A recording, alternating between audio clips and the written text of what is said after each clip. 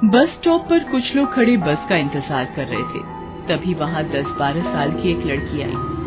उसके कपड़े गंदे और फटे हुए थे। वो वहाँ आकर लोगों से कहने लगी, बाबूजी 2 रुपए दे दो, बाबूजी 1 रुपए दे दो, 2 दिन से कुछ नहीं खाया है, 1 रुपया दे दो ना बाबूजी। वो लड़की दोपहर तक ऐसे ही लोगों से पैसे मांगती रही। फिर दोपहर को अचानक गायब हो गई। उसके बाद अगले दिन फिर सुबह सुबह बस स्टॉप पर आ गई और पिछले दिन की ही तरह लोगों से भीख मांगने लगी। ऐसा उस बस स्टॉप पर अक्सर होने लगा। एक दिन अशोक कुमार नाम के एक रिटायर्ड स्कूल मास्टर उस बस स्टॉप पर आए। वो लड़की उस दिन भी उसी तरह भीख मांग रही थी। उस दिन उसे कोई भीख नहीं दे रहा था। चल चल चली जा यहाँ से। मैंने क्या तेरा ठेका ले रखा है जो रोज रोज चली आती है भीख मांगने, भिखमंगी कहीं की।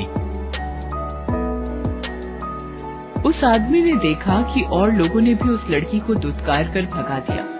अशोक जी ये सब देख रहे थे। ना जाने क्यों उनके मन में इस लड़की के प्रति दया उमड़ रही थी।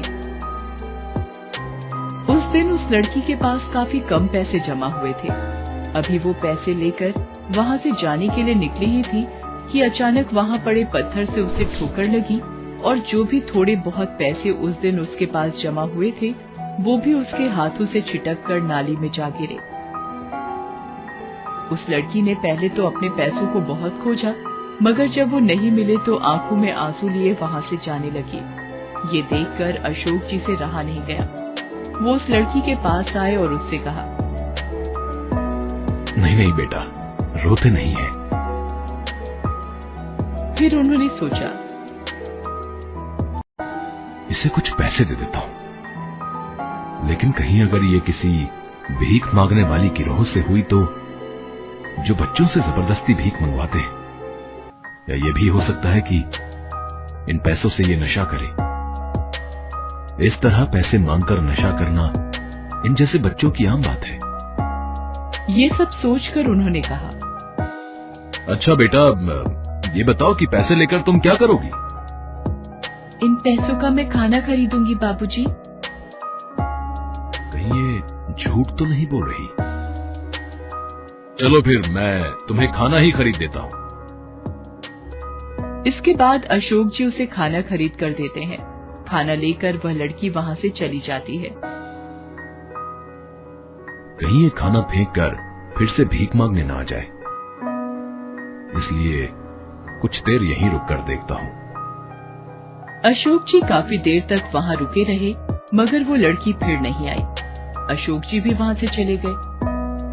अगले दिन जब अशोक जी फिर से उस बस स्टॉप पर आए तो उन्हें फिर से वही लड़की दिखी जो लोगों से भीख मांग रही थी। उस दिन भी अशोक जी ने उसे खाना खरीद कर दे दिया। कुछ दिनों तक ऐसा ही चलता रहा। एक आध बार तो अशोक जी खुद भी अपने घर से खाना लाकर उस लड़की को दे देते थे। एक दिन जब अशोक जी ने उस लड़की को खाना दिया तब उनके मन में एक बात आई, आखिर ये लड़की है कौन, और क्या ये सिर्फ रोज खाने के लिए ही भीख मांगती है? और अगर ये खाने के लिए ही भीख मांगती है तो फिर ये खाना खाती क्यों नहीं, लेकर कहाँ जाती है? ये सोचकर अशोक जी चुपके से उस लड़की का पीछा करने लगे। वो लड़की वहाँ से निकलकर बस स्टॉप के पीछे बनी झुग्गी झोपड़ियों में जाने लगी। वो कभी इस गली में घुसती तो कभी उस गली में। हालांकि अशोक जी तेजी से उसका पीछा कर रहे थे, मगर एक गली में घुसकर वो लड़की गायब हो गई। धत तेरे की, इतनी मेहनत के बाद भी पता नहीं चल पाया। खैर कोई बात नहीं, आज नहीं तो कल इस बात से पर्दा उठा ही लूंगा मैं। अगले दिन अशोक जी उस लड़की को देने के लिए घर से ही बना खाना लाते हैं। ले बेटा, खाना खा ले। आज तू यहीं बैठकर क्यों नहीं खा लेती? वो बाबूजी, वो मैं खा लूंगी आराम से, आप चिंता मत कीजिए। तो फिर यहीं खा ले। देखो अभी खाना गर्म भी है, बाद में ठंडा हो जाएगा तो अच्छा नहीं लगेगा।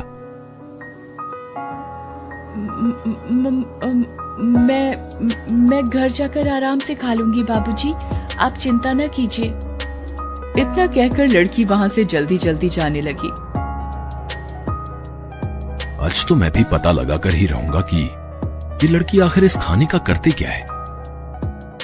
इतना सोचकर अशोक जी भी तेजी से उस लड़की का पीछा करने लगते हैं। वो लड़की फिर से झुग्गी बस्तियों की तरफ मुड़ती है और उन्हीं घुमावदार गलियों से गुजर कर जाने लगती है।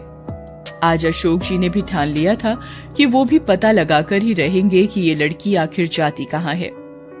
लड़की कई गलियों को पार करने के बाद एक टूटी फूटी झोपड़ी में घुस जाती है। अशोक जी भी उसका पीछा करते हुए उस झोपड़ी तक पहुंच जाते हैं और वहां की टूटी खिड़की से झोपड़ी के अंदर झांक कर देखने लगते हैं। झोपड़ी के अंदर सामान के नाम पर 2-4 बर्तन, कुछ गंदे कपड़े और 2 स्कूल के बैग पड़े हुए थे। अंदर एक टूटी हुई चारपाई पर एक औरत लेटी हुई थी। शक्ल से वो काफी बीमार लग रही थी। उसके पैरों के पास जमीन पर 7-8 साल का एक लड़का बैठा हुआ था। लड़की जब खाना लेकर अंदर घुसी तब उस लड़के ने कहा, माँ दीदी खाना लेकर आ गई। चारपाई पर पड़ी उनकी माँ भी किसी तरह उठकर बैठ गई और बोली, हाय, कैसी किस्मत है मेरी। तेरे बापू का सपना था अपने दोनों बच्चों को खूब पढ़ाएंगे, मगर उनके जाने के बाद पढ़ाना तो दूर, मैं अपने बच्चों को 2 वक्त का खाना भी नहीं दे पाती।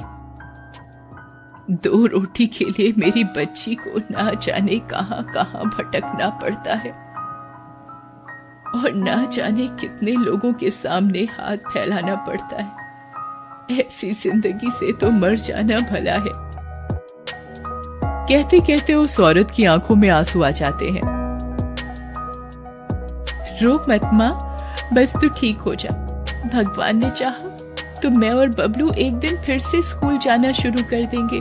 तू खाना खा और फिर अपनी दवाइयां खा, नहीं तो तेरी तबीयत और बिगड़ जाएगी। फिर वो लड़की अपने हाथों से अपनी माँ और भाई को खाना खिलाने लगती है। ये देखकर बाहर खड़े अशोक जी की आंखें भर आती हैं।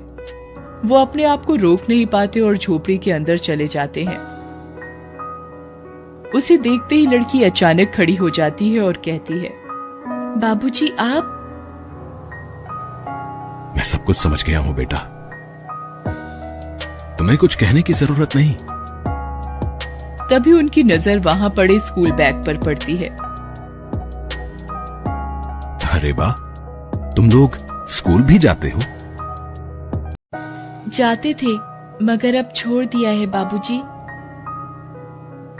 क्यों? पढ़ाई छोड़ने का दुख नहीं हुआ तुम्हें? दुख तो बहुत हुआ था बाबूजी, मगर जब से माँ बीमार पड़ी घर में एक पैसा भी नहीं बचा था। घर में जितनी भी जमा पूंजी थी सब माँ की दवाइयों में खर्च हो गए। 2 दिन हमारे पेट में अन्न का एक दाना भी नहीं गया था। खाली पेट माँ की दवाइयां भी असर नहीं कर रही थी। तब मजबूर होकर मुझे काम की तलाश में स्कूल छोड़ना पड़ा, मगर मेरी उम्र देखकर कोई मुझे काम देने को भी तैयार नहीं हुआ। तब मजबूरी में मुझे ये रास्ता अपनाना पड़ा, भीख मांगने का। ये पेट की आग जो न करवाए बाबूजी। मैं आज ही तुम्हारी माँ का दाखिला अस्पताल में करवा देता हूं। देखना, कुछ ही दिनों में वो ठीक हो जाएंगी और फिर तुम और तुम्हारा भाई कल से स्कूल जाएंगे। पैसों की तुम चिंता न करना। अशोक जी की बातें सुनकर उन तीनों के मुरझाए चेहरे पर मुस्कान दौड़ जाती।